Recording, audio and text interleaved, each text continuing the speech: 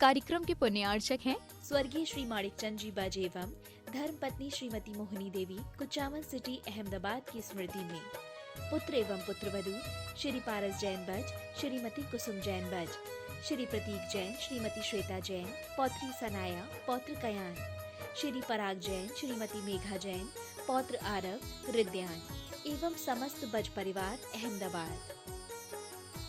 श्री प्रकाश जी, सरला जी, आदित्य, पूजा, मनन, रचित पाटनी एवं समस्त पाटनी परिवार, अतवीर ग्रुप, मुंबई, कोलकाता, दिल्ली एवं बैंगलोर। Website www.atveeradvisory.com, www.vardhamantrusty.com। स्वर्गीय श्री निवास जी बड़जात्या जी की पुण्य स्मृति में उनके चेन्नई, दिल्ली निवासी पुत्र पुत्रवधू श्रीमान राजकुमार, श्रीमती कमला देवी बड़जात्या, पौत्र पौत्रवधू श्रीमान ललित, श्रीमती नीलम, श्रीमान सुशील ब्रज, श्रीमान सुनील, श्रीमती ऋतु, श्रीमान अनिल हनी बड़जात्या एवं पौत्री दामाद सुला, श्रीमान प्रवीण, श्रीमान Ajay, Shrimati Sangeeta, Shriman Amit, Shrimati Sunita. Firm Saraogi traders, Chennai. SRS cargo logistics India private limited. Shri Shikhar Chand ji Vaid, Jain, Khandwa, निवासी मीरा रोड, मुंबई। श्रीमती सूरज वैद, जैन, पुत्र एवं पुत्रवधू विकास जैन, सोनिया जैन, विजय जैन, अंशु जैन, पौत्र ऋषभ, ऋषान, पौत्री मिराया जैन एवं समस्त वैद परिवार। श्री चंदर सेन, विनोद कुमार जैन, रामपुर वाले, VKJ projects private limited, Dehradun. श्रीमान अजीत, श्रीमती नीलम पाटनी, मणिपुर, इम्फाल, पुत्र पुत्रवधू श्रीमान अनिल, श्रीमती नीतिका, पौत्र महक मंथ, वेदिका, गुवाहाटी, पुत्र पुत्रवधू श्रीमान अजय, श्रीमती निकिता, पौत्री टियारा, हुनर, दिल्ली, पुत्री Anu, Vineet, Disha, Nitya. Firm AN steel. Shrimati Kamlabai Thole, Shri Kailash Chandra ji, Sudha Thole, Prakash Chandra ji, Saroj Thole, Shri Munish, Shrimati Shobhana Thole, Kopargaon, Maharashtra. Shri Suresh ji, Shrimati Rani Jain, Daltonganj, Bihar. Shriman Sandeep जी, श्रीमती लीना सरावगी, कलकत्ता। श्रीमान विज्ञ जी, श्रीमती ममता पाटनी, इंदौर। श्रीमान नीरज जी, श्रीमती नेहा जैन, कलकत्ता। श्रीमान राहुल जी, श्रीमती सुरभि अग्रवाल, आगरा। डॉक्टर अभिजीत जी, श्रीमती हर्षना जैन, जबलपुर। श्रीमती यतन कुमारी, श्रीमान विशाल, मधु, दिशा, निमिषा, मयंक जैन, निवासी आगरा। श्री संजय जी, सीमा, शैलजा, श्रेयांश, शिलोंग। राहुल जी, संयोजना, आर्यन, आगम छाबड़ा, सूरत। श्री सुरेश अजमेरा, श्रीमती विनोद अजमेरा, दिल्ली। श्री नितिन अजमेरा, श्रीमती शेफाली अजमेरा, गौरव अजमेरा, न्यूयॉर्क। श्रीमती सरोज, श्री सुनील, आशिका, प्रतीक जैन, अंकित एवं Khushboo Pataudi. Firm Saroj roofing private limited, Cochin.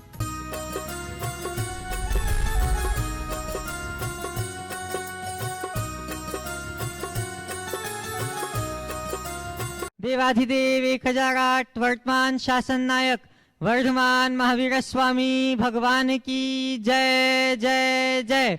परम पूज्य प्रातः स्मरणीय संत शिरोमणि आचार्य भगवान श्री विद्यासागर जी महाराज की। परम पूज्य गुणायतन प्रणेता प्रखर वक्ता भावना योग प्रवर्तक मुनि श्री प्रमाण सागर जी महाराज की। शंका समाधान के आज के इस सत्र में आप सभी का हार्दिक हार्दिक अभिनंदन। इससे पूर्व कि हम आज के सत्र को प्रारंभ करें, सर्वप्रथम पूज्य गुरुदेव के चरणों में नमोस्तु अर्पित करके अपने जीवन की उन्नति सुनिश्चित करते हैं और सकारात्मक ऊर्जा से स्वयं को उत्प्रोत करते हैं। सभी लोग हाथ जोड़ें, मस्तक झुकाएं और मेरे साथ बोलें, हे गुरुदेव नमोस्तु नमोस्तु नमोस्तु। सत्य और संस्कृति का सजाए भव्य वितान, कदम मिलाकर चल पड़े धर्म और विज्ञान। बंधुओं, पूज्य आचार्य श्री की पावन आशीर्वाद से और परम पूज्य गुरुदेव की पावन प्रेरणा और मार्गदर्शन में निर्मित होने जा रहा गुणायतन वह कृति होगी जहां युगों युगों तक हो सकेगा जिन शासन का गुणगान, जहां हर कोई कर सकेगा अध्यात्म अमृतपान। यहाँ आकर होगी खुद की पहचान, जिससे पुष्ट होगा भेद विज्ञान। तो बंधुओं, मैं आप सभी से यह निवेदन करना चाहूंगा कि यह कृति शीघ्र ही लोकार्पित होगी, हम सब के बीच में प्रत्यक्ष रूप से उपस्थित होगी। हम सभी आवश्यकता है कि यहाँ पे उदार उदारतापूर्वक सहयोग किया जाए। अतः मैं आप सभी को आवाज़ देता हूं कि इस उत्कृष्ट कृति के निर्माण में अपना उत्कृष्टतम योगदान देकर दुर्लभ नरभव की श्रेष्ठता सार्थक करें। मुझे प्रसन्नता है कि आज भी गुणायतन से कुछ लोग संबद्ध हुए हैं। मैं उनके नाम की घोषणा करूंगा और यह अपेक्षा रखूंगा कि आप प्रोत्साहन करने के लिए करतल ध्वनि अवश्य करेंगे। आज गुल्लक दान देकर स्वयं को धन्य किया है श्री अनीश जी महेश जी मिणचे, तुंगांव, सांगली, महाराष्ट्र से। करतल ध्वनि अवश्य करें। स्वर्ण दान देकर स्वयं को धन्य किया है श्रीमती मीना देवी सेठी, कांगपोपी, इम्फाल से। तरुण अंकिता डोलिया जैन, मालाड, मुंबई से। निर्माण निधि के रूप में जो आज संबद्ध हुए हैं श्रीमान कौशिक पारिक, शुभांशी जैन पारिक, सतना से। करतल ध्वनि अनवरत रूप से चलती रहें। वसंत हंसा शाह, दीप कहानी शाह, फिलाडेल्फिया, पेंसिल्वेनिया, यूएसए से। श्री धीरज पाटिल, पुणे से। सूत्रधार के रूप में जिन्होंने गुणायतन से स्वयं को संबद्ध किया है डॉक्टर प्रमोद पहाड़िया, श्रीमती ज्योति पहाड़िया, अंशुल प्रशा पहाड़िया, शिलांग से। वे अगर यहाँ उपस्थित है तो आए।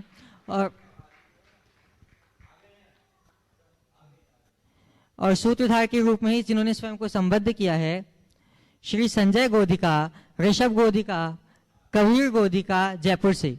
वे अगर यहाँ उपस्थित हैं तो आए और पूज्य गुरुदेव के चरणों में नमोस्तु अर्पित करें।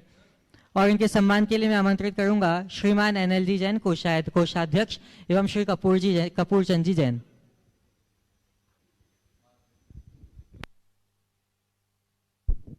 करतल ध्वनियों से इनका अभिवादन अवश्य करें।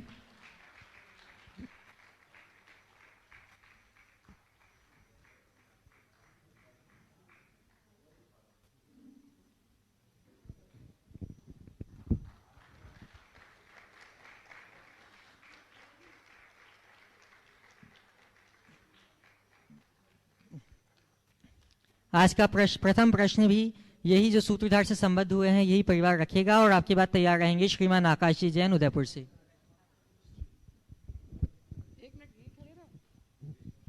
नमोस्तु महाराज। हमारे प्रातः स्मरणीय गुरुदेव प्रमाण सागर महाराज की जय। महाराज, मेरी ये जिज्ञासा है कि 1 तारीख को भागलपुर में जैसे ही दीप प्रज्वलित करना शुरू किए वो लोग, तो वैसे ही छत्र हिलने लगा और जैसे 48 दीप जल के कंप्लीट हुए बंद हो गया। इसकी क्या मतलब क्या कारण है? 48 जलते ही कंप्लीट हुए। हाँ, हिलना बंद हो गया। अब वो तो प्रत्यक्ष होता तो मैं बोलता, मैं यहाँ से कुछ वीडियो नहीं है महाराज। वो वीडियो पहले दिखाओ फिर सवाल करना आगे से। नमस्ते महाराज। यहाँ का विषय नहीं। हाँ, आकाशी जैन अपना प्रश्न रखेंगे और आपकी बात तैयार रहेंगे पंडित रमेश चंद्र जी शास्त्री, अहमदाबाद, गुजरात से। पंडित रमेश चंद्र जी शास्त्री, अहमदाबाद, गुजरात से। वो भी नहीं। तो प्रश्न रखेंगे श्रीमान सरोज जी गांधी। हाँ, सपत्नी, सपरिवार। हम लोग मेरे से अपने परिवार का कल्याण तो हर वक्त करता रहता हूँ। मैं अपने परिवार का कल्याण हर वक्त करते रहते हैं, लेकिन मैं ऐसा क्या करूं कि जिससे विश्व का कल्याण हो? देखिए, मैं पहले तो चाहूँगा कि आज सरोज भाई और उनकी अशोक भाई और उनकी धर्मपत्नी का खड़े हो जाए, करतल ध्वनि से सम्मान करें। ये रहते हैं समुद्र के तट में, भरूच, लेकिन इनकी प्रगाढ़ धार्मिक भावनाएं हैं और हमेशा अपनी उदारता का परिचय देते रहते हैं। आज भी ये गुणायतन से संबद्ध हुए हैं, जिसकी सूचना अभी थोड़ी देर बाद आपको मिलेगी। मैं इनको, इनके परिवार को आशीर्वाद देता हूँ। आपने कहा समाज का तो कल्याण, परिवार का कल्याण तो मैं करते ही रहता हूँ। विश्व का कल्याण करने के लिए मैं क्या करूँ? बस धीरे धीरे अपने परिवार का विस्तार करना शुरू करो। जिस दिन विश्व हमारा परिवार बन जाएगा, हम विश्व का भी कल्याण कर लेंगे। तो इस पूरे विश्व को एक परिवार की भांति देखने की कला अपने भीतर विकसित करें। जब हम वो कला विकसित करने में सफल हो जाएंगे तो हमारे लिए फिर कोई कठिनाई नहीं। हमारे हृदय में प्राणी मात्र के प्रति संवेदना हो, तो हम उनके लिए कुछ करने की उमंग जगा सकेंगे और उसी उमंग के बदौलत हम जगत का कल्याण कर सकेंगे। इसकी तरफ हम ध्यान दें। बंधुओं, मुझे ये बताते हुए अत्यंत प्रसन्नता हो रही है कि आज श्रीमान अशोक जी जड़वचंद जी गांधी, श्रीमती सरोज जी गांधी संरक्षक के रूप में गुणायतन से संबद्ध हुए हैं। सभी करतल ध्वनियों से इनका अभिवादन करें और मैं चाहूंगा कि वे आएं और पूज्य गुरुदेव का आशीर्वाद प्राप्त करें। और इनके सम्मान के लिए मैं आमंत्रित करता हूं श्रीमान एनएल जी जैन, कोषाध्यक्ष गुणायतन, एवं कपूर चंद जी जैन।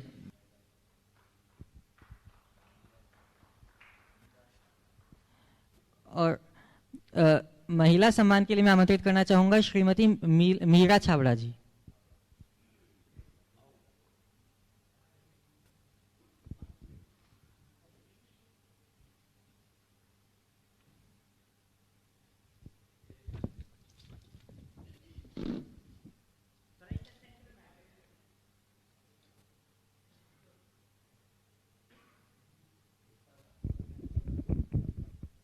करतल ध्वनियों से इनका अभिवादन अवश्य करें।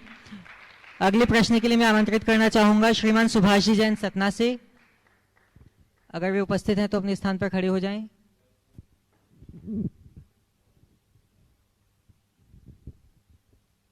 सुभाष जी जैन सतना।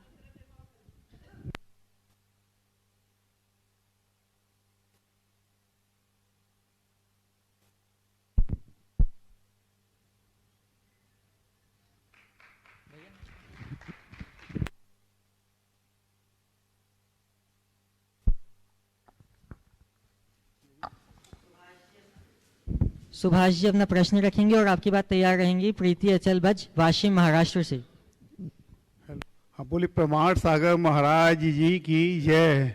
नमस्ते भगवान।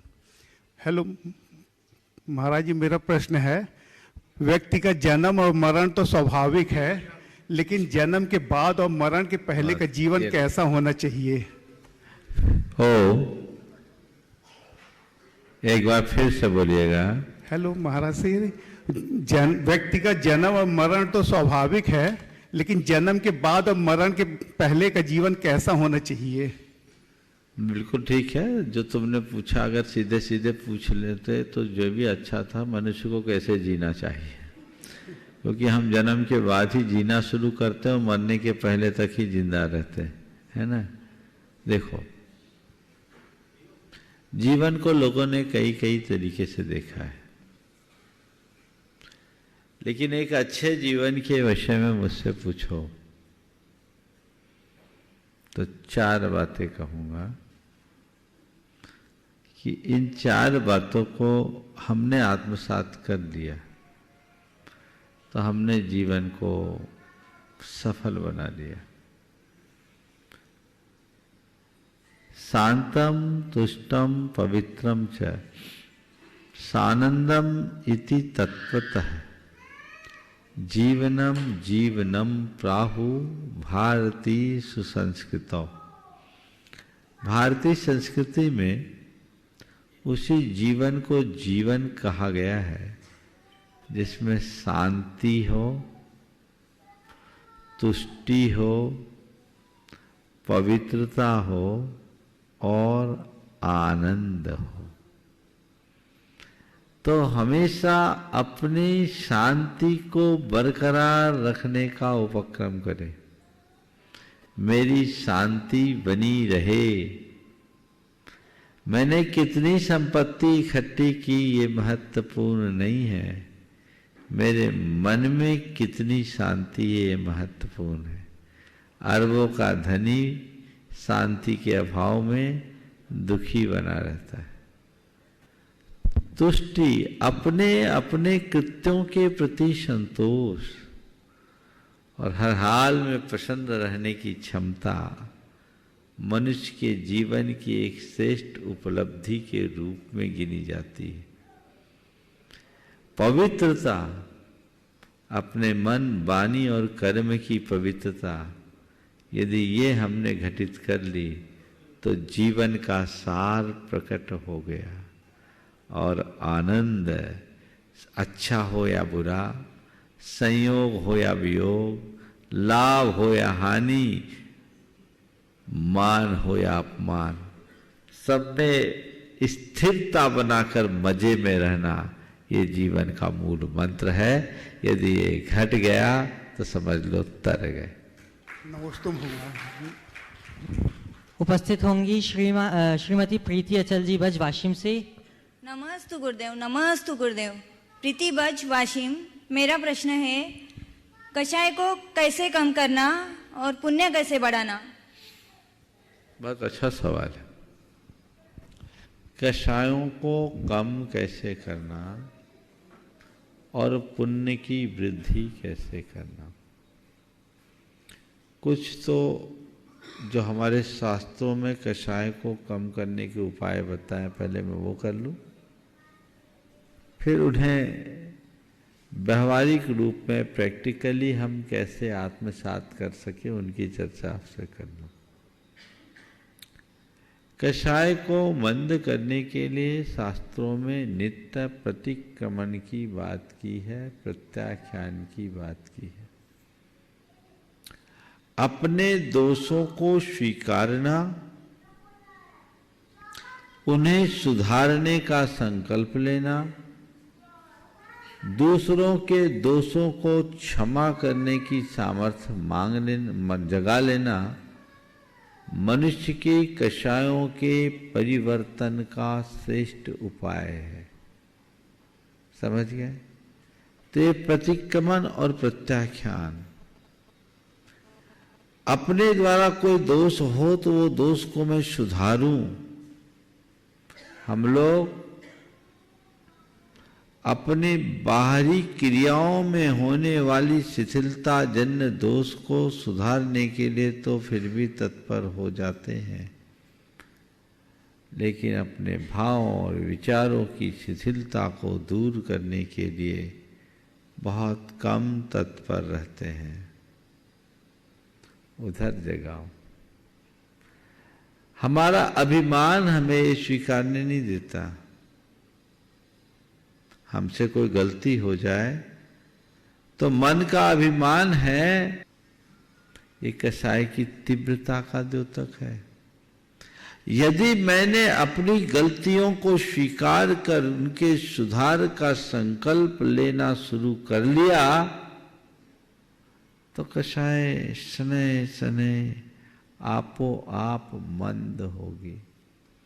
दूसरी बात, भावना भावना 12 भावना आदि भावनाओं का चिंतन करना कषायों के मंद करने के अच्छे निमित्त हैं। तीसरी बात, स्वाध्याय करना। स्वाध्याय से कषाय मंद होती है। और एक बात लिखिए, वैयावृत्ति करना, सेवा करना, ये भी कषाय की मंद करने में बड़े कारण हैं। इन कारणों को अपने प्रयोग में लो। आप लोग अपनी कषाय को मंद करना चाहते हैं तो 2 कार्य अपने व्यवहार में लाना शुरू करिए। गलती हो जाए तो सॉरी कहें, अंदर से, औपचारिकता वाले नहीं। और कोई अच्छा करे तो उसको थैंक्स कहें। क्षमा और धन्यवाद, ये 2 बात आने लगे ना जीवन में तो बस क्षमा मांगना, क्षमा करने की आदत बढ़ेगी तो बात पकड़ने की आदत चले जाएगी। और धन्यवाद देने की बात आएगी तो दूसरों को, उपकारों को मानने की इच्छा होने लगेगी। और यही लघुता आती है, इसी में कषाय की मंदता आती है, तभी विनम्रता घटती है। ऐसा करके अभ्यास करके देखें। और सबसे प्रैक्टिकल उपाय, 90 दिन भावना योग करो, फिर मुझे बताओ कषाय मंद होती है कि नहीं। समझ गए?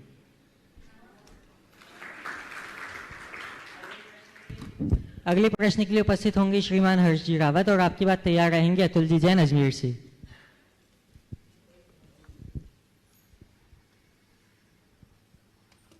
आचार्य गुरुवर को बारंबार नमोस्तु नमोस्तु नमोस्तु। गुरुजी, एक भगवान के प्रति एक प्रश्न आया ऐसे कल दिमाग में, माता जी से चर्चा हो रही थी। तो भगवान को जब तीनों ज्ञान जन्म से प्राप्त होते हैं तो फिर वो जीवनचर्या में शादी और विवाह क्यों करते हैं? क्योंकि उनको तो तीनों ज्ञान है, उनको तो मालूम ही कि मोक्ष प्राप्त होना है, तो वो थोड़ा कंफ्यूजन हुआ तो पूछना चाहता हूँ। बहुत अच्छा सवाल है। जब मोक्ष ही जाना है तो काहे को इनमें उलझे। देखो, तीर्थंकरत्व जीवन का चरमोत्कृष्ट रूप होता है। इन्हें जन्म जन्मांतरों के पुण्य के फल स्वरूप ये अवसर मिलता है। हम प्रत्येक तीर्थंकर के अतीत को पलटकर देखते हैं तो 10 भव का इतिहास तो हमारे सामने है, जहाँ उन्होंने पूरा केवल धर्म किया। उस धर्म के फलस्वरूप जो पुण्य अर्जित किया उसको भोगेंगे कैसे? तो पुण्य के भोग का भी कोई नियोग होता है। संभवतः वह नियोग उनसे ये प्रयोग कराता हूं कि जन्म हुआ, बड़े हुए, बाल कीड़ा भी किया और युवा हुए, विवाह किया, राजपाट चक्रवर्तित्व भी संभाला, अब बाद में सब कुछ छोड़ दिया। अब आप एक सवाल करोगे, जिनने नहीं किया उनका पुण्य कम था क्या? तो एक नियोग है। नियोग में किसी भी प्रकार का सवाल नहीं होता, पर इसके पीछे एक संदेश और है कि महापुरुषों के जीवन में ऐसा नियोग इसलिए होता है क्योंकि उनके कृत्य से जनता अनुकरण करती है। भगवान ऋषभदेव ने विवाह नहीं किया होता तो हमें विवाह की परंपरा मिलती क्या? तो उन्होंने वो सारे कार्य किए, उनके निमित्त से हमारी सभ्यता और संस्कृति पलती है, पनपती है, इसलिए भी ऐसा हो सकता है। नमोस्तु महाराज। अतुल जी जैन अपना प्रश्न रखेंगे और आपकी बात तैयार रहेंगे। श्रीमान श्रीमती चंदा जी गणपत जैन, कांदीवली, मुंबई। नमोस्तु महाराज श्री। महाराज श्री, अभी मैं अपना नाम बोल दो पहले। मेरा नाम अतुल जैन है। हाँ। मैं अजमेर से हूँ। अभी मैं पीएचडी कर रहा हूँ और मेरे पीएचडी का जो टॉपिक है वो है environmental impact of wedding industry. शादी विवाह पर किस तरीके से पर्यावरण का क्या प्रभाव डाल रहा है वो पर्यावरण पर। तो मेरा इससे संबंधित प्रश्न ये है कि महाराज श्री, ऐसे किस तरीके से विवाह करा जाए या स्पेसिफिकली जैनी विवाह करा जाए कि हमारे पर्यावरण को कम से कम क्षति पहुंचे, और क्या इससे संबंधित हमारे शास्त्रों में कुछ उल्लेख है? हमारे शास्त्रों में जो उल्लेख है और जो जैन विवाह विधि उसे अपना लो तो कहीं किसी तरह का पर्यावरण का संकट ही नहीं हो। आप जैन विवाह विधि में बताया गया है कि किसी पुण्याश्रम में अर्थात पवित्र स्थल में भगवान की साक्षी में बैठकर विवाह की विधि करनी चाहिए। विवाह की सारी विधि दिन में संपन्न करनी चाहिए। प्राकृतिक व्यवस्था में, प्रकृति की छाँव में, प्राकृतिक द्रव्यों से सारा कार्य करना चाहिए। ये जितना आज के समय में किया जाने लगा है वो सब हमारे पर्यावरण को दूषित करने वाला है।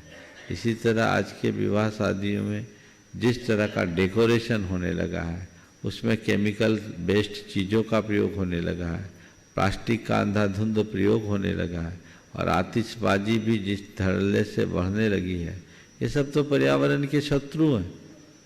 इन सब पर पूरी रोक लगनी चाहिए। और आप जैन विवाह विधि को पढ़िए, आप पाओगे वहाँ जो विधि है वो पर्यावरण की शुद्धि को लेकर के ही है। और हमारी मूल जो भारतीय संस्कृति में विवाह की प्रवृत्ति है, परिणति है, उनमें ये सब चीज़ें कहीं है ही नहीं जिससे पर्यावरण को नुकसान हो। आज से 40 वर्ष 50 वर्ष पहले आप जाओ तब ना कहीं डिस्पोजल ग्लास मिलते थे, ना पैक्ड फूड आता था, न बोतलों में पानी मिलते थे। उस समय तो मिट्टी के सिकोरों में ही सारा काम होता, सब इको फ्रेंडली। पत्तलों में लोग खाना खाया करते थे, ये इको फ्रेंडली। तो समय के अनुरूप हमें ध्यान देना चाहिए और उसी व्यवस्था को बनाना चाहिए जिसमें पर्यावरण की रक्षा हो। और जिन चीज़ों से पर्यावरण बिगड़ता है उन उत्पादों के प्रति भी सरकार को कुछ ठोस निर्णय लेना चाहिए, क्योंकि प्लास्टिक का अवशिष्ट भविष्य का बहुत बड़ा संकट बनने वाला है। लाखों टन प्लास्टिक समुद्र में भरे हैं और रोज भरते जा रहे हैं, तो इसका परिणाम भयावह होगा। इसलिए इसकी तरफ तो ध्यान होना ही चाहिए। श्रीमती चंदा जी गणपत जैन कांदीवली से अपना प्रश्न रखेंगी। नहीं है। श्री सोनल जी जैन चांदखेड़ी से अपना प्रश्न रखेंगे और आपकी बात तैयार रहेंगी सौभाग्यवती अनीता लोहाड़े शीवुर औरंगाबाद से। नमोस्तु महाराज जी। महाराज जी, मेरा प्रश्न है कि धर्म का फल क्या है? क्या अलग अलग सुखों के लिए अलग अलग धर्म करना चाहिए? धर्म का फल क्या है और अलग अलग सुखों के लिए अलग अलग धर्म करना चाहिए? मैं तो ये कहता हूँ धर्म का फल तो सुख है, और जितना धर्म उतना सुख। समझ गए? तो आप पूछते हो अलग अलग सुखों के लिए अलग अलग धर्म करना चाहिए। मैं कहूँगा अलग अलग धर्म करने वालों को अलग अलग सुख मिलता है। समझ गए? तो आप जैसा धर्म करोगे वैसा सुख मिलेगा। नमोस्तु महाराज जी। नमोस्तु महाराज जी।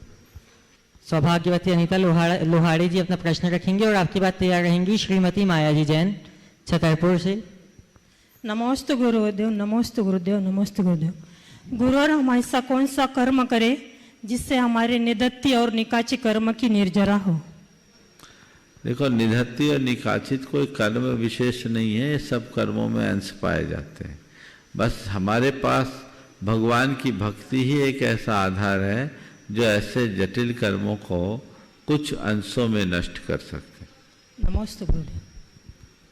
श्रीमती माया जी जैन प्रस्तुत हो, अपना प्रश्न रखिए। आपकी बात तैयार रहेंगी बिंदिया जी जैन मिर्जापुर पश्चिम बंगाल से। बिंदिया जी जैन अपना प्रश्न रखेंगी।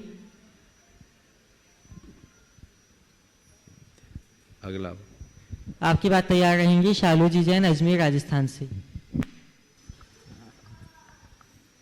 नमस्ते गुरुदेव। गुरुदेव, हम लोग तीर्थ यात्रा में आते हैं, बहुत कुछ प्री प्लान करके आते हैं और सोच कर आते हैं कि हमें यहाँ जाना है, इन मंदिरों के दर्शन करने हैं, पहाड़ के टॉप की वंदना करनी है, बहुत से महाराजों को आहार भी देना है, किंतु वातावरण अनुकूल नहीं होने के कारण सोचा हुआ काम पूरा नहीं हो पाता, तो मन में विकल्प होने लगता है। तो गुरुदेव, ऐसी परिस्थिति में हम क्या करें कि मन में विकल्प भी ना हो और हमारा काम भी हो जाए? कृपया मार्गदर्शन दें। पहली बात तो प्लान इतना ही करे जितना काम हो सके। ओवर प्लानिंग करोगे तो सब ऐसे ही होगा। तो हम जो कर सकते वो करो। योजना बनाने से पहले देखो कि हमारा टाइम वहाँ कैसे कट सकता है और शेड्यूल क्या बन सकता है, और फिर जो बनाओ थोड़े बनाओ, पूरे करो। आधे अधूरे में मत उलझो तो रास्ता खुलेगा, और नहीं तो फिर ऐसे कई लोग हैं तो सोच सब लेते हैं। तो कुछ जगह शक्ति के अनुसार करना चाहिए, और जो शक्ति से बाहर का है उसके प्रति भावना होनी चाहिए। नमस्ते गुरुदेव। शालू जी जैन अपना प्रश्न रखेंगे। शालू अगला। नमोस्तु गुरुदेव। नमोस्तु। मेरा नाम शालू जैन अजमेर से आई हूँ। मेरा प्रश्न ये है कि हम जब कभी भी वैष्णव धर्म के मंदिरों के सामने से हम मूर्तियों को देखते हैं, गुजरते, तो हमें क्या प्रतिक्रिया करनी चाहिए? हमें भगवान के सामने भगवान जैसी प्रतिक्रिया करनी चाहिए, बाकी सब जगह तटस्थ रहना चाहिए। तो हमारे जो बड़े लोग होते हैं वो बोलते हैं कि अन्य धर्मों को। हो गया, जवाब दे दिया मैंने। बंधु, जिन्होंने आज सूत्रधार से जुड़ी संबद्ध होकर गुणायतन से सूत्रधार के रूप में गुणायतन से संबद्ध होकर अपने जीवन को धन्य किया था, ऐसे डॉक्टर प्रमोद पहाड़िया, श्रीमती ज्योति पहाड़िया, अंशुल प्रशा पहाड़िया शिलोंग से यहाँ उपस्थित हो चुके हैं। वे आए और पूज्य गुरुदेव के चरणों में नमोस्तु अर्पित करें, और इनके सम्मान के लिए मैं आमंत्रित करूंगा श्रीमान कपूर चंद जी जैन कोटा से।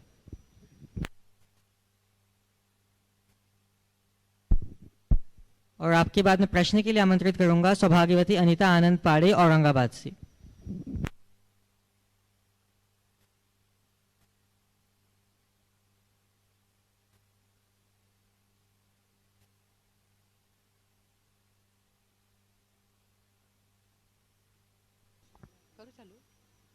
नमस्तु गुरुदेव, नमस्तु। चालू नहीं ना, ये चालू नहीं होता है।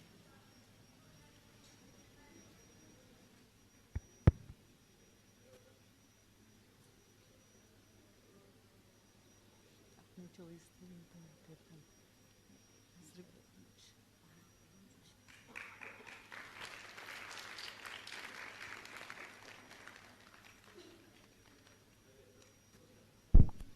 नमस्तु गुरुदेव, नमस्तु। अपने 24 तीर्थंकर पहाड़ पे ही क्यों मोक्ष गए?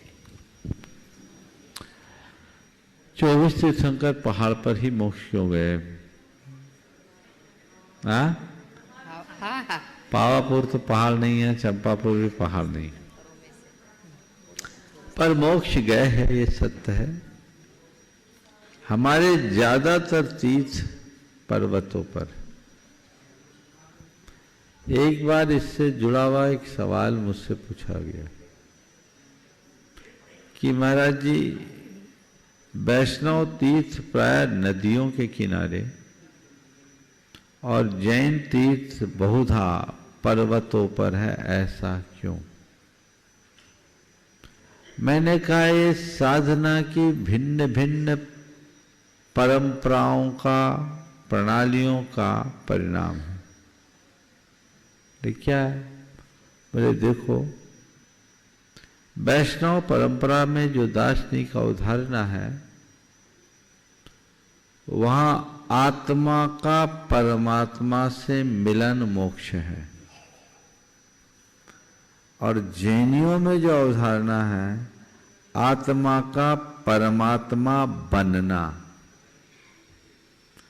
एक आत्मा को परमात्मा से मिलना है और एक आत्मा को परमात्मा बनाना है। एक में मिलना है तो नीचे जाना है, हालांकि वो नीचे नहीं, महामिलन है, और एक है जिससे अपने आप को ऊपर उठाना है। चूंकि भक्तिवाद है, आत्मा की सत्ता को परमात्मा से मिलाना है, तो उसके लिए नदी सबसे अच्छा माध्यम है। नदी नीचे की ओर बहती है, इसलिए वैष्णव साधना जल तत्व प्रधान साधना हुई, जहाँ आत्मा का परमात्मा में समर्पण। गंगोत्री में गंगा इतनी सी थी ऊंची, लेकिन गंगा सागर में नीचे आने पर अथाह सागर बन गई। ये आत्मा का परमात्मा से मिलन का प्रतीक है। ये जल तत्व प्रधान साधना का द्योतक है। लेकिन जैन साधना कहती है आत्मा को परमात्मा बनाओ तो ऊपर उठो। जैन साधना में कर्म को जलाया जाता है, और कर्म को जलाने के लिए अग्नि चाहिए, तप की अग्नि। तो ये जितने पर्वत है, ये अग्नि तत्व प्रधान है। तप करने के लिए पर्वत श्रेष्ठ है, और भक्ति करने के लिए नदियां श्रेष्ठ है। नदी समर्पण का द्योतक है, परमात्मा बनने के लिए तप करते हैं, इसलिए पर्वतों पर हमारे तीर्थ बसते हैं, तीर्थंकर बसते हैं, ऐसा समझना चाहिए। श्रीमान एनएल जी जैन कोषाध्यक्ष गुणायतन अपना प्रश्न रखेंगे, और आपके बाद तैयार रहेंगी श्रीमती उषा जी जैन झालावाड़ से।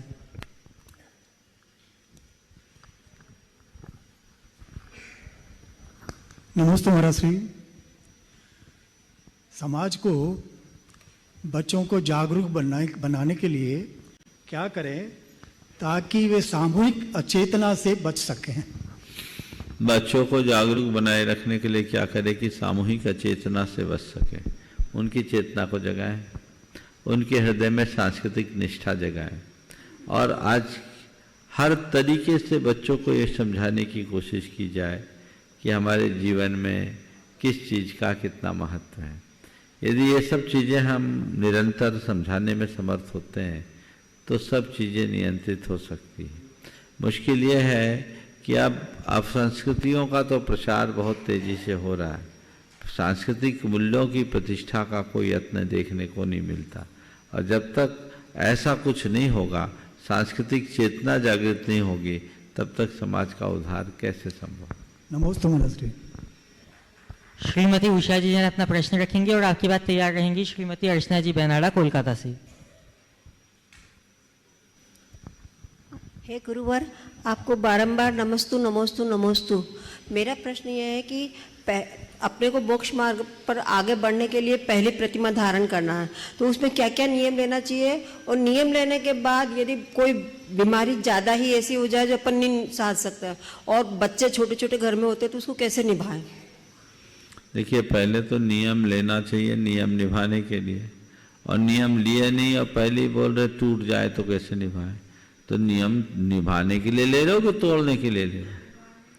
ये सवाल नियम लेते समय नहीं आना चाहिए। जो नियम लेते समय ऐसा सवाल उठाता है, इसका मतलब उसका नियम टूटा हुआ है। नियम ले लेने के बाद कभी कंडीशन आए तब उसके संदर्भ में परामर्श दिया जाए। उसका क्या प्रायश्चित है? तो वो बात का विषय है। नहीं हो रहा है ऐसा। तो अपना कह रही कि और का कह रही है? हाँ, तो अलग से बात करो, है ना, सभा में इसकी चर्चा नहीं करो। पर पहली प्रतिमा के विषय में मैं आप सबको बता दूं, एक जो उसका मूलभूत नियम, रात्रि में चारों प्रकार के आहार का त्याग होना चाहिए, अभक्ष्य वस्तुओं का त्याग होना चाहिए, समझ गए, और पंच परमेष्टि के प्रति समर्पण होना चाहिए। देव गुरु शास्त्र का अनुयायी हो, देव दर्शन नित्य करे, और बाजार की कोई लिक्विड औषधि आदि का प्रयोग न करे। वहाँ 16 न हो चलेगा, पर सेमी 16 होना चाहिए। अनछने पानी का वो व्यक्ति प्रयोग नहीं कर सकता।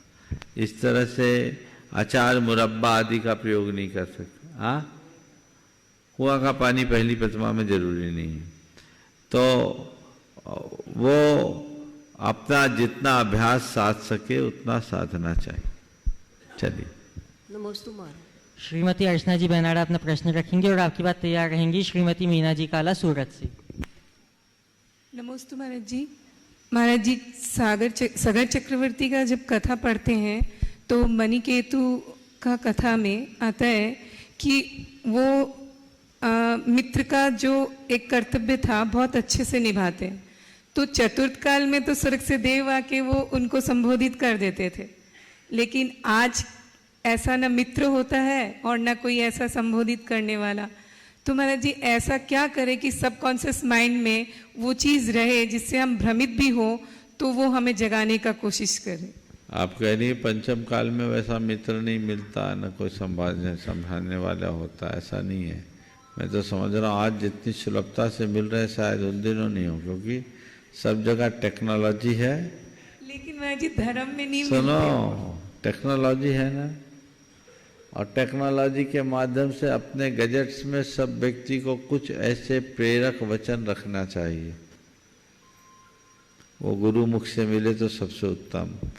जब दिमाग घूमे सुन के टॉनिक ले लो, एक रास्ता है जिससे आपको आपके प्रति जागरूकता हो, उत्साह भंग न हो, आप अपने लक्ष्य के प्रति आगे बढ़ सको, इस तरह का कार्य करना चाहिए। तो ये बहुत काम का होता है।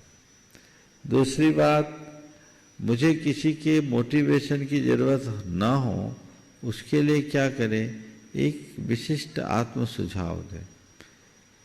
मुझे लक्ष्य पाना है, मुझे लक्ष्य पाना है, मुझे लक्ष्य पाना है। बस जो अपना लक्ष्य है उसको सामने देखते हुए वहाँ मुझे जाना है, वो मुझे पाना है। ये धारणा अपनी बनाई तो फिर उत्साह अपने आप बनेगा। जब पर्वत पर चढ़ते हैं तो अभी तो चोपड़ा कुंड है, चोपड़ा कुंड है, चोपड़ा कुंड के पहले तो चोपड़ा कुंड चलना है, तो उत्साह अपने चोपड़ा कुंड आ गया, आप कुंथुनाथ चलते हैं। तो ऐसे ही जब हम लक्ष्य को सामने रखते हैं और व्यक्ति के सामने उसका लक्ष्य दिखता है तो फिर उसको कहीं कोई दिक्कत नहीं। पूरी बंदा करके जब पारसनाथ टोक के नीचे आते हैं, पहाड़ सीढ़ियाँ चढ़नी पड़ती है, 400-500 सीढ़ियाँ बताते हैं, तो वो भी चढ़ने के लिए अपने आप ताकत, अब तो आ गए। तो हमेशा मुझे लक्ष्य पाना है, लक्ष्य पाना है, मुझे लक्ष्य पाना है, ये धुन जगाओ तो मन कभी भ्रमित नहीं होगा। भटकेगा भी। नमस्ते महाराज जी। अपना प्रश्न प्रस्तुत करेंगी श्रीमती मीना जी काला और आपकी बात तैयार रहेंगी श्रीमती अंजना जी छाबड़ा रांची से। महाराज जी के चरणों में बारंबार नमस्ते। महाराज जी, मैं पाठशाला में पढ़ाती हूँ। वहाँ पर जब बच्चों को जीवों के भेद प्रभेद के बारे में बताती हूँ और उनको बताती हूँ कि स्थावर जीव में एक इंद्रिय जीव होते हैं, तो मैं बताने की कोशिश करती हूँ उनको कि जीव होते हैं, लेकिन तो वो बोलते हैं कि हम लोग क्यों खाते हैं जीवों को जब हमारे धर्म में नहीं है। मैं समझाने की पूरी कोशिश करती हूँ, लेकिन उनको समाधान नहीं मिलता मेरे से। तो आप मेरे को इसका संकेत। देखिए, बहुत अच्छा सवाल है। बच्चे जब भी ये कहते हैं कि एक इंद्रियों में जीव है, हम साग सब्जियों को खाते हैं उसमें जीव है, तो फिर हम अहिंसक कैसे रह सकते हैं? उन बच्चों को समझाओ कि देखो, दो तरह के जीव होते हैं, एक प्लांट लाइफ, एक एनिमल लाइफ। प्लांट लाइफ में उनका लाइफ सर्किल बहुत छोटा होता है। फसल उगती है, पकती है, सूख जाती है, समझ गए। लेकिन एनिमल लाइफ में लाइफ सर्किल बहुत बड़ा होता है। दोनों की हिंसा समान नहीं है, इसलिए गृहस्थों के लिए ये हिंसा क्षम्य है, समझ गए, पहली बात। दूसरी बात, एक पेड़ से एक आम टूटा या एक पत्ता टूट के गिरा तो पेड़ को कोई क्षति नहीं होगी। पत्ता टूटा, दूसरा पत्ता उगाएगा, पर किसी प्राणी का कान कट के गिरा तो कान दोबारा लगेगा क्या? तो ये दोनों के जीवन का अंतर है। इसलिए प्लांट लाइफ और एनिमल लाइफ के सर्किल को समझना चाहिए। दोनों में भिन्नता है और उसी अनुरूप अपना काम करना चाहिए। श्रीमती अंजना जी छाबड़ा अपना प्रश्न रखेंगी। नमस्ते महाराज जी। नमस्ते महाराज जी। ये मेरे 90 दिन पूरे नहीं हुए। भावना योग करते हैं पर रात में करते हैं। क्या? इन्होंने 3 महीना पूरा नहीं किया। 5 तारीख को 3 महीना पूरा होता भावना युग का। अच्छा। तो यहाँ आने के बाद छूट गया। 3 महीना रात में करते हैं। अच्छा। दिन में नहीं करते हैं। तो ये रात में कर सकते हैं कि शाम को 7 बजे बाद? बोलो तो पहले तो ये बताओ कब से कर रहा, अच्छा लग रहा है कि नहीं लग रहा है? क्या अनुभव उन्हीं को दो। बहुत अच्छा लग रहा है महाराज जी। लग रहा है ना? पहले से बेहतर महसूस कर रहे हो? बस आप करते रहिए और भावना योग का आनंद लेते रहिए। आप भूल जाइए कि मेरे शरीर को कुछ हुआ है। अच्छा, मेरा क्वेश्चन ये है कि जैसे अपन लोग लाखों का दान देते हैं और कोई पड़ोसी हो या रिलेशन हो या कोई रिलेटिव हो या कोई भाई बहन हो, अगर कमजोर है, उनको अपन ऊंचा उठाने के लिए कोशिश करें, उनको दान देकर के ऊंचा उठाएं, तो वो दान देना उचित है या देखिए, दोनों कार्य अपनी अपनी जगह महत्व रखते हैं। कोई हमारे लिए दान दिया है, दान देने का कर्म एक अच्छा कर्म है। लेकिन कोई व्यक्ति यदि अपने भाइयों की उपेक्षा करता है तो ठीक बात नहीं। पर भाइयों को दान नहीं दिया जाता, सहयोग दिया जाता, तो वो सहयोग कहलाएगा। सहयोग करना चाहिए। हमारे यहाँ तो साधर्मी तक के लिए सहयोग करने की बात की है। तो सब तुम्हारा जो भाई है सगा, उसका तो सहयोग होना ही चाहिए। यदि आप कोई व्यक्ति ऐसा नहीं करता तो सच्चे अर्थों में वो धर्मात्मा कहलाने का भी अधिकारी नहीं। लेकिन इसमें भी दूसरा पहलू है। बहुत सारे लोग अपेक्षाएं बड़ी पाल लेते हैं पर उनकी खुद की स्थिति खत्म रहती है। कई ऐसे लोग होते हैं जो अपनी अव्यवस्थित कार्य प्रणाली के कारण अपना विश्वास ही खो देते हैं। मेरे संपर्क में ऐसे कई प्रकरण आए, तो वो अपने कर्मों के मारे होते हैं। उनको कोई सहयोग देना चाहे तो भी नहीं देता है। एक जगह की बात है, एक भाई समाज का मुखिया और बड़ा उदार, और उसका छोटा भाई वो रिक्शा चलाता था। अब कहाँ एक उदार चित्त व्यक्ति, दूसरा रिक्शा चलाने वाला। अब जब मैंने बात की तो उसने कहा उसमें बड़ी ऐंठ है, वो सीधी मुँह बात ही नहीं करता। बोलता तुम करोड़पति होगे तो अपने, हमारी तो जो जिंदगी रहने दो, हमारे कार्य में आप दखल न मत दो। मैंने उसकी बात को सत्यापित करने के लिए और लोगों से पूछा, बोला महाराज बिल्कुल सही है, इनकी आत्मा भी दुखती है लेकिन उनके आगे कुछ चलता नहीं। अब क्या कर सकते हैं? तो अपना अपना है, फिर भी हमें यथासंभव एहसान जताए बिना अपना अपनापन को बनाकर सहयोग करना चाहिए। नमस्ते महाराज जी, नमस्ते महाराज। अपना प्रश्न रखेंगी सौभाग्यवती मीना कांतिलाल जी पहाड़ी पैठण से, और आपकी बात तैयार रहेंगे सुग्रीव कुमार जी जैन सूरत निवासी।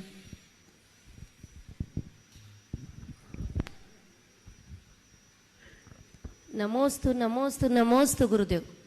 मैं मीना कांतिलाल जी पहाड़ी पैठण से बात कर रही हूँ।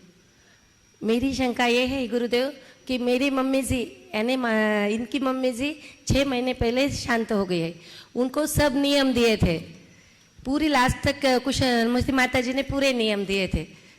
तो ये नियम देना बराबर है क्या, और वो कौन से गति में जाते हैं? नियम देना बुरा थोड़ी है, नियम तो बहुत अच्छा होता है। पूरे नियम दिए थे उनको। तो नियम उनने लिए, नियम निभाए हाँ, ना, लिए पूरे। बहुत अच्छा, ऐसी भावना भाई। नमोस्तु नमोस्तु नमोस्तु। हाँ। सुग्रीव कुमार जी जैन अपना प्रश्न रखेंगे। गुरुवर को मेरा सक्षम प्रणाम। मैं सूरत से आया हूँ, मेरा नाम है सुग्रीव कुमार जैन। मेरा प्रश्न है महाराज, जब हम मंदिर में जाते हैं तो परिक्रमा करते हैं बाएं से दाएं को, लेकिन चक्की का पार्ट जलाते हैं तो दाएं को बाएं को चलता है। क्या जलाते हैं? चक्की का पार्ट जब चलाते हैं तो वो दाएं से बाएं को चलता है, और परिक्रमा बाएं से दाएं को चलती है। चक्की ऐसी तो चलती है, बाएं से दाएं कहाँ चलती है? क्लॉकवाइज चलती है। ऐसी चक्की चलती क्या? हमने चलाई नहीं है, ऐसे चलती है। अच्छा, तो देखो इसका उत्तर भी दे देता हूं। चक्की का काम क्या है? पीसना। पीसने का मतलब मिटाना। उल्टे चलने से मिटता है और सीधा चलने से बनता है।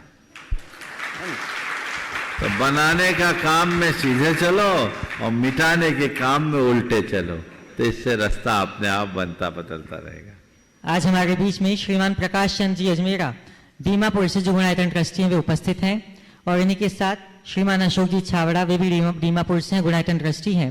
वे दोनों आए और पूज्य गुरुदेव के चरणों में नमोस्तु अर्पित करें। इनके सम्मान के लिए मैं आमंत्रित करना चाहूंगा श्रीमान प्रदीप जी गंगवाल, दिलीप जी काला, धुलियान से।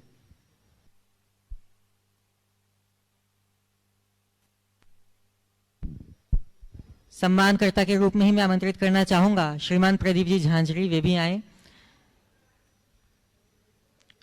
गुरुदेव, आगे के सत्र को मैं आपके आशीर्वाद से ऑनलाइन प्रश्नों के माध्यम से संचालित करना चाहूंगा।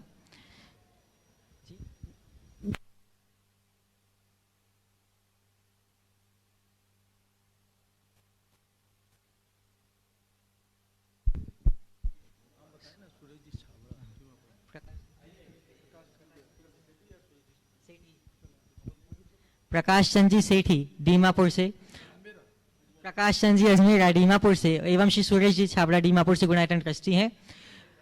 करतल ध्वनियों से इनका अभिवादन अवश्य करें। गुणायतन के अतिथि हैं ये।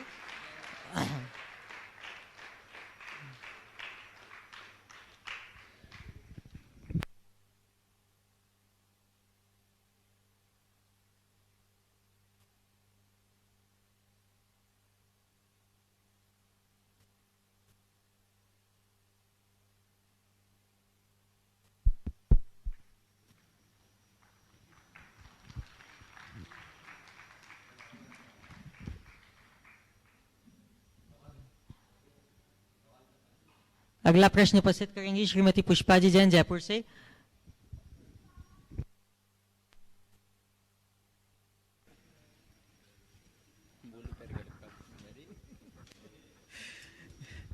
नमस्ते गुरुदेव। हाँ। गुरुदेव, जब पहले हम यहाँ आए थे समय सिंह जी की वंदना करने के लिए, तो हमारा मन कहता था कि हम यहाँ कब रुके, थोड़े 2-4 दिन। लेकिन वैसे अब हम आए हैं 2-3 बार, 2-4 महीने के लिए भी आ गए, 5-6 महीने के लिए भी आ गए। अब ये भाव हो रहा है हमारा कि हमारा समाधि मरण यहाँ पे कैसे हो।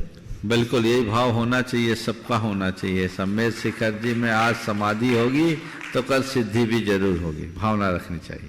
नमस्ते। अगला प्रश्न उपस्थित करेंगे श्रीमान प्रदीप जी गंगवाल, और आपके बाद तैयार रहेंगी श्रीमती आरती जी जैन कन्नौज से।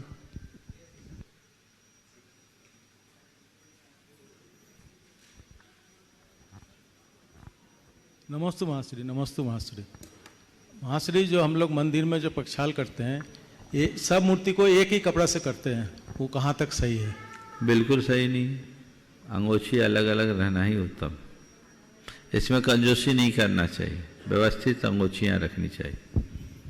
नमस्कार। अगला प्रश्न उपस्थित करेंगी श्रीमती आरती जी जैन कन्नौज से।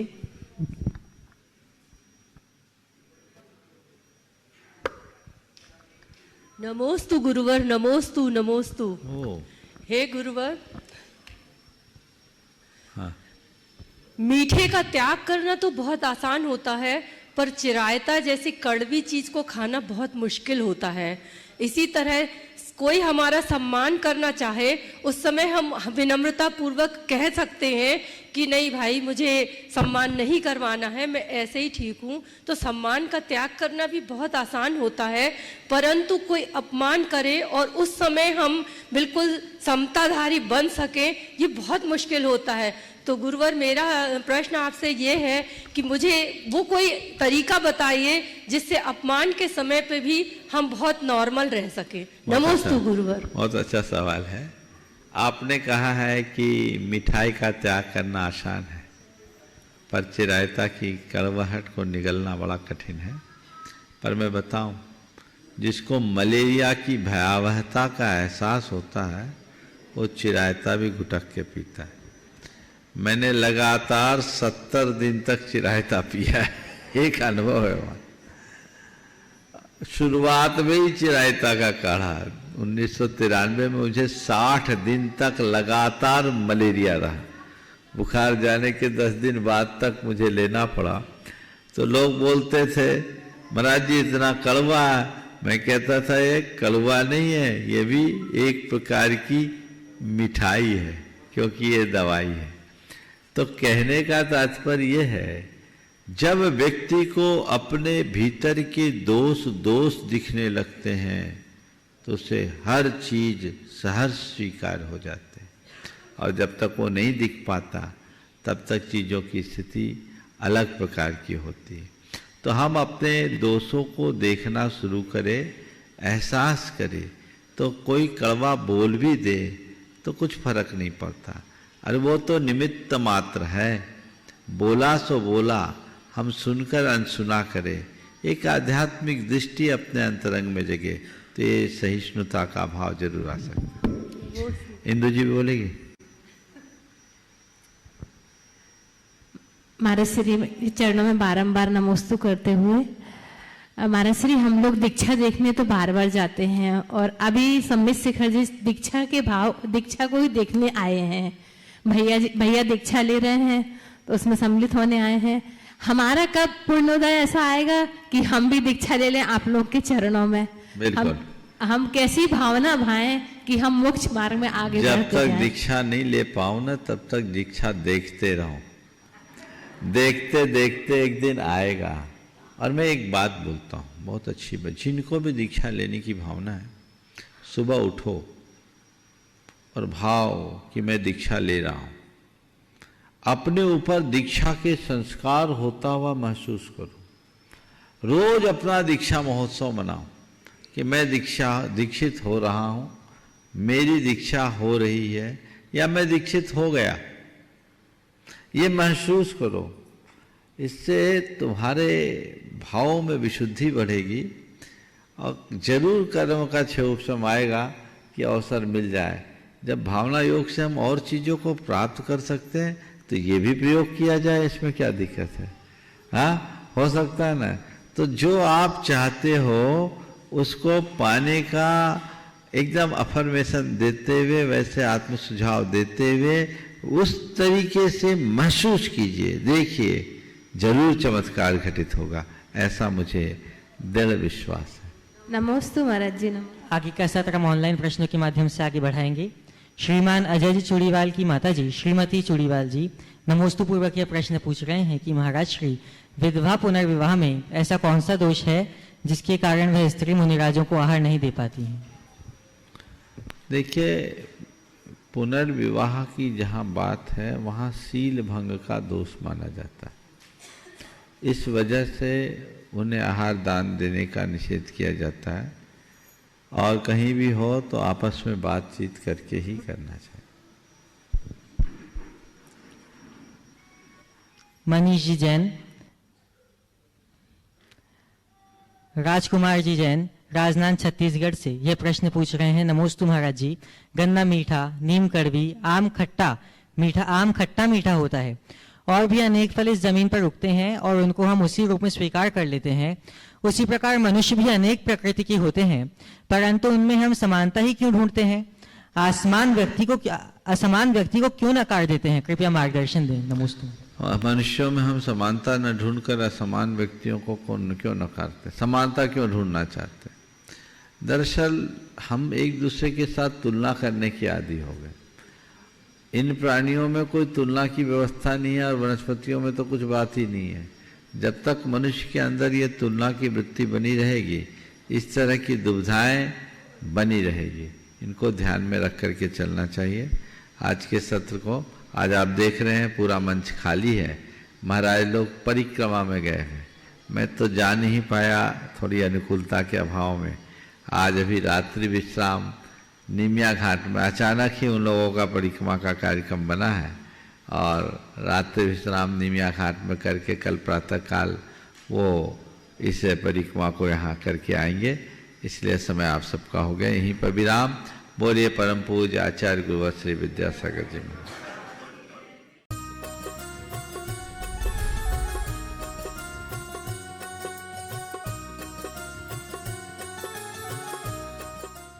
इस कार्यक्रम के पुण्यार्चक थे स्वर्गीय श्री माणिकचंद जी बाजे एवं धर्मपत्नी श्रीमती मोहिनी देवी, कुचामन सिटी, अहमदाबाद की स्मृति में पुत्र एवं पुत्रवधू श्री पारस जैन बज, श्रीमती कुसुम जैन बज, श्री प्रतीक जैन, श्रीमती श्वेता जैन, पौत्री सनाया, पौत्र कयान, श्री पराग जैन, श्रीमती मेघा जैन, पौत्र आरव, रिद्यान एवं समस्त बज परिवार अहमदाबाद। श्री प्रकाश जी, सरला जी, आदित्य, पूजा, मनन, रचित पाटनी एवं समस्त पाटनी परिवार, अतवीर ग्रुप, मुंबई, कोलकाता, दिल्ली एवं बैंगलोर। Website www.atveeradvisory.com, www.vardhamantrusty.com। स्वर्गीय श्री निवास जी बड़जात्या जी की पुण्य स्मृति में उनके चेन्नई, दिल्ली निवासी पुत्र पुत्रवधू श्रीमान राजकुमार, श्रीमती कमला देवी बड़जात्या, पौत्र पौत्रवधू श्रीमान ललित, श्रीमती नीलम, श्रीमान सुशील ब्रज, श्रीमान सुनील, श्रीमती ऋतु, श्रीमान अनिल हनी बड़जात्या एवं पौत्री दमाद सुला, श्रीमान प्रवीण, श्रीमान Ajay, Shrimati Sangeeta, Shriman Amit, Shrimati Sunita. Firm Saraogi traders, Chennai. SRS cargo logistics India private limited. Shri Shikhar Chand ji Vaid, Jain, Khandwa, निवासी मीरा रोड, मुंबई। श्रीमती सूरज वैद, जैन, पुत्र एवं पुत्रवधू विकास जैन, सोनिया जैन, विजय जैन, अंशु जैन, पौत्र ऋषभ, ऋषान, पौत्री मिराया जैन एवं समस्त वैद परिवार।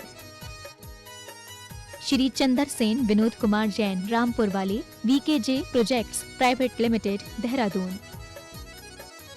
श्रीमान अजीत, श्रीमती नीलम पाटनी, मणिपुर, इम्फाल, पुत्र पुत्रवधू श्रीमान अनिल, श्रीमती नीतिका, पौत्र महक मंथ, वेदिका, गुवाहाटी, पुत्र पुत्रवधू श्रीमान अजय, श्रीमती निकिता, पौत्री तियारा, हुनर, दिल्ली, पुत्री अनु, विनीत, दिशा, नित्या।